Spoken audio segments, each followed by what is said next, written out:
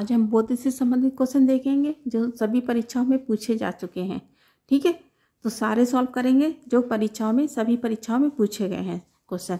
तो चलिए शुरू करते हैं। तो पहला क्वेश्चन देखिए क्या कह रहा है। कह रहा है कि भारतीय कला में बुद्ध के जीवन की किस घटना को चित्रण मृग संहिता चक्र में द्वारा किया गया। तो इसे प्रथम उपदेश दिया था इन्होंने सारनाथ को, इसी को कहा गया है। ठीक है, क्या कहा गया है? मृग संहिता चक्र कहा गया है इसको। तो कहाँ दिया था इन्होंने प्रथम उपदेश? सारनाथ में दिया था। किस वन में दिया था? तो ये हरिण वन में दिया था, ये भी याद रखेंगे। ठीक है, तो प्रथम उपदेश तो सारनाथ में दे रहे हैं, दूसरा उपदेश कहाँ देते हैं? रत्नगिरी में देते हैं। तो दूसरा भी पूछा जा सकता है, दूसरा कहाँ दिया था? रत्नगिरी में दिया था। और तीसरा कहाँ देते हैं? धान्यकटक में देते हैं। तो अपने जीवन काल में इन्होंने 3 बार उपदेश दिए हैं। पहला सारनाथ में दिया है, दूसरा रत्नगिरी में दिया और तीसरा धान्यकटक में दिया है। और पहले ही इन्होंने अपना वर्षाकाल कहाँ बिताया था? सारनाथ में बिताया था। और आखिरी कहाँ बिताएंगे? ये वैशाली में बिताया था इन्होंने वर्षाकाल। ठीक है, तो आंसर इसका सी हो जाएगा। देखिए मैचिंग करना है। सूची 1 सूची 2 दे रखी हुई है। तो पहला देखिए क्या करा, जन्म। जन्म सभी को पता है, इनका प्रतीक चिन्ह क्या है? कमल है। ठीक है, तो इसका 4 हो जाएगा। और प्रथम उप प्रवचन दे रहे हैं तो ये कहाँ कौन देते हैं? धर्म चक्र प्रवर्तन देते हैं। और कहाँ देते हैं? सारनाथ में देते हैं। तो इसका 2 हो जाएगा।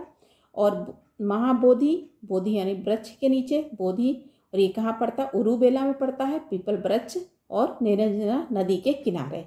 ठीक है, तो इसका 1 हो जाएगा। और गृह त्याग घोड़ा का प्रतीक है। ठीक है, तो इसका 3 हो जाएगा। तो आंसर इसका डी हो जाएगा। ठीक है, और इन्होंने कितनी वर्ष की आयु में गृह त्यागा था? तो 29 वर्ष की आयु में गृह त्याग किया था। तो आंसर इसका क्या हो जाएगा? आंसर इसका डी हो जाएगा।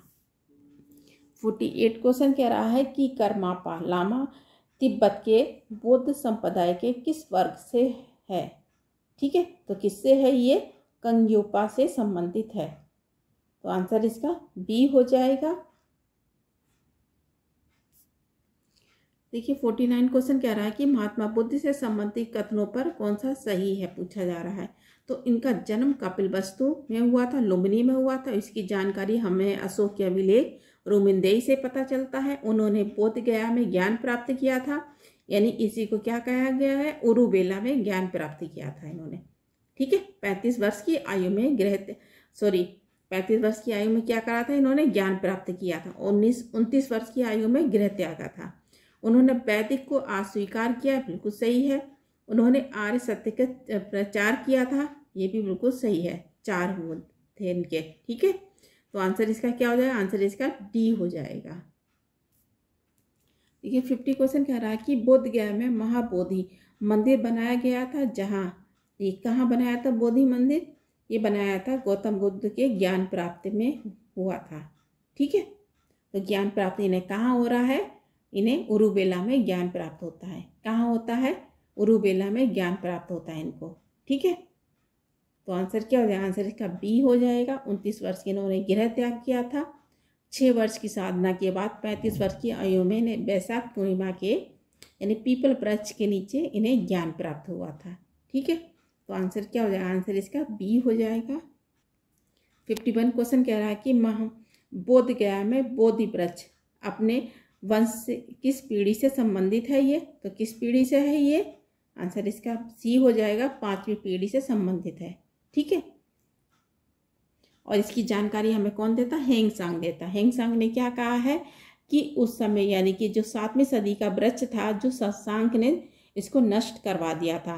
ठीक है, जो वर्तमान में इसको यानी दोबारा किसने लगाया था? अलेक्जेंडर कनिंघम ने लगाया था। तो ये कौन सी पीढ़ी का चल रहा है? ये 5वीं पीढ़ी का चल रहा है। तो इसको नष्ट किसने किया था? शशांक ने किया था, सम्राट ने। और इसकी जानकारी कौन देता है? हेंग सांग देते हैं। ठीक है, और किस पीढ़ी का है? तो ये 5वीं यानी 5वीं पीढ़ी का है ये। तो आंसर इसका सी हो जाएगा। देखिए क्या कह रहा है कि निम्नलिखित में से कौन सा पवित्र स्थल निरंजना नदी किनारे है? तो ये निरंजना नदी किनारे कौन सा है? ये बोध गया या उरुबेला है। तो आंसर इसका क्या हो जाएगा? ए हो जाएगा। देखिए क्या कह रहा है कि पवित्र बोध स्थल बोध गया, इसी को क्या कहा गया है? उरुबेला कहा गया, जहाँ गौतम बुद्ध को सर्वप्रथम ज्ञान प्राप्त हुआ था। ठीक है, और किस नदी के किनारे हुआ? तो निरंजना नदी के किनारे हुआ था। आधुनिक नाम इसका क्या है? फल्गुन नाम है इसका। तो आधुनिक नाम भी याद रखेंगे, क्या नाम था इसका? फल्गुन नाम था इसका। ठीक है, तो आंसर क्या हो जाएगा? आंसर इसका ए हो जाएगा। 53 देखिए क्वेश्चन कह रहा है कि बुद्ध के उपदेश किससे संबंधित हैं? तो बुद्ध के उपदेश किससे संबंधित हो जाएंगे? आचार की शुद्धता व पवित्रता से संबंधित हैं। ठीक है, किससे संबंधित है? आचारता की शुद्धता पवित्रता से संबंधित है ये। तो आंसर क्या हो जाएगा? आंसर इसका डी हो जाएगा। और बुद्ध ने धर्म कांडों, ठीक है, धार्मिक जो कर्मकांड थे उनकी आलोचना की है और इन्होंने मध्यम मार्ग का अपनाने का सुझाव दिया है। किसने? बुद्ध ने। ठीक है, तो आंसर क्या हो जाएगा? आंसर इसका डी हो जाएगा।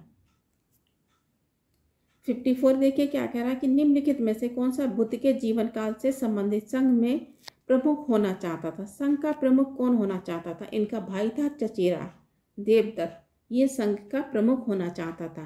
पहले ये क्या था? इनका वो बन जाता, शिष्य बन जाता है, फिर बाद में ये विरोध करते हैं। ठीक है, और यही देवदत्त होते हैं जो एक पागल हाथी को, जिसका नाम क्या होता?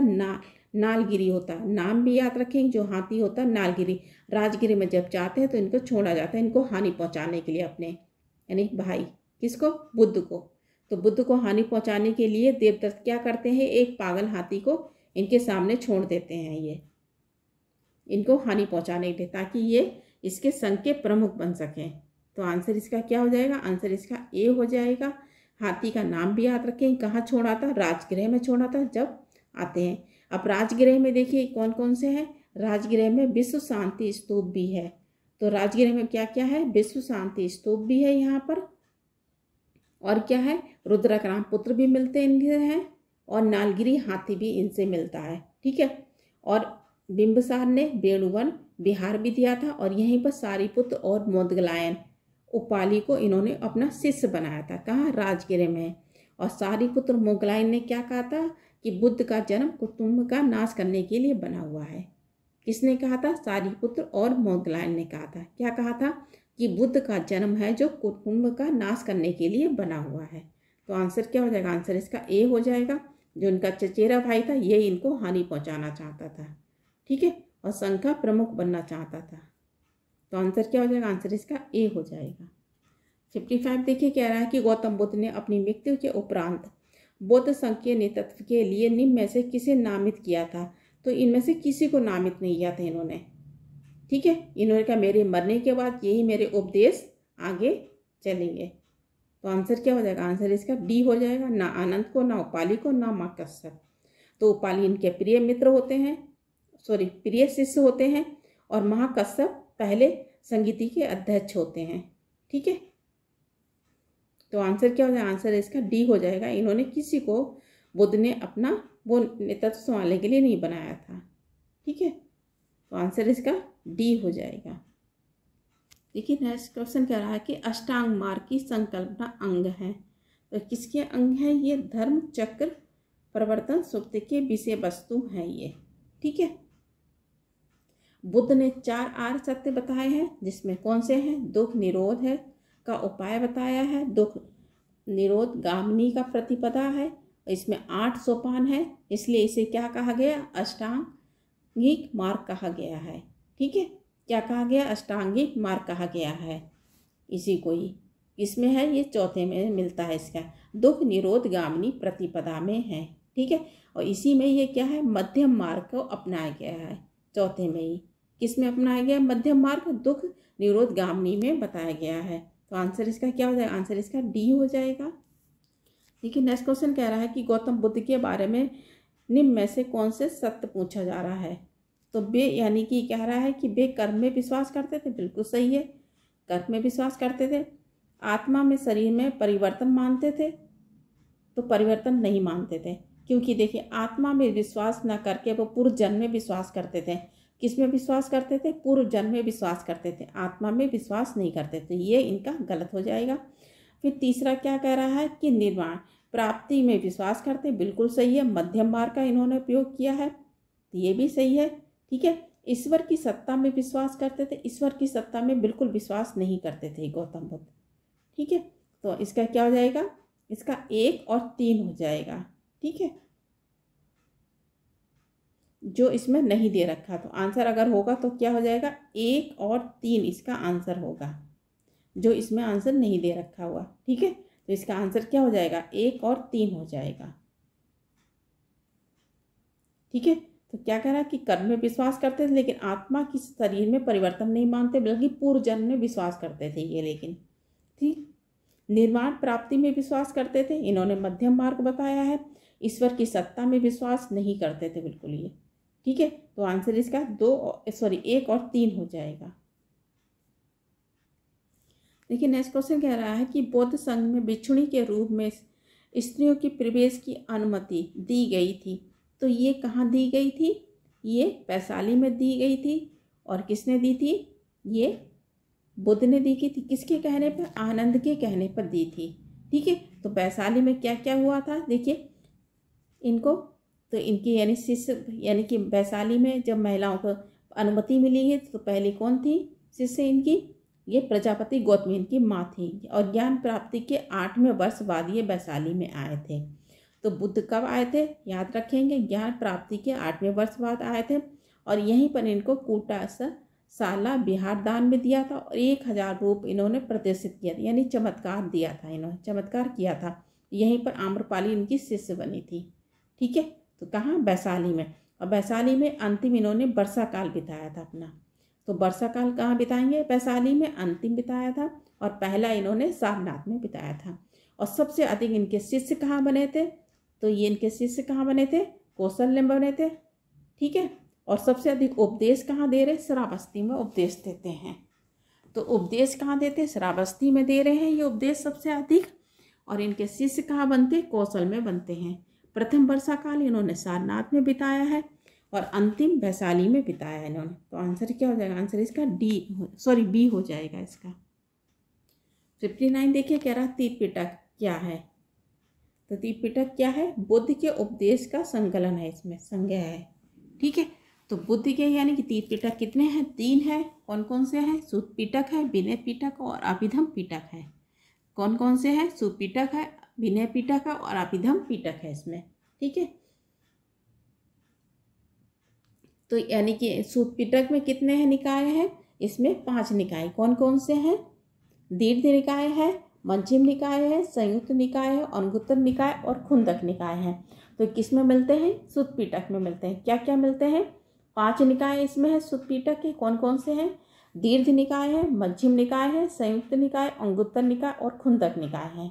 ठीक है, और इसमें क्या है, बुद्ध के इसमें क्या दे रखे हैं, उपदेश दे रखे हुए हैं। और विनय पिटक में क्या है, आचार विचार दे रखे हैं, नियम है इसमें। और इसमें कितने हैं, इसमें 4 भाग हैं। ठीक है, अभिधम पिटक है, तो इसमें यानी कि कितने हैं, इसमें 7 है भाग इसमें। और इसमें कैसे हैं, बौद्ध के दार्शनिक सिद्धांत हैं अभिधम पिटक में। और ये तीसरी बौद्ध संगीति में जोड़ा गया था ये। ठीक है, अभिधम पिटक। तो आंसर क्या हो जाएगा, आंसर इसका डी हो जाएगा, बुद्ध के उपदेश का संग्रह है इसमें। देखिए नेक्स्ट क्वेश्चन कह रहा है त्रिपिटक किस धर्म से संबंधित है, तो किस धर्म से संबंधित हो जाएंगे, बौद्ध धर्म से संबंधित हैं ये। और कितने त्रिपिटक हैं, 3 त्रिपिटक हैं। कौन कौन से हैं, सुत्पिटक और विनय पिटक और अभिधम पिटक हैं। ठीक है, तो आज इतने ही क्वेश्चन रखते हैं। धन्यवाद।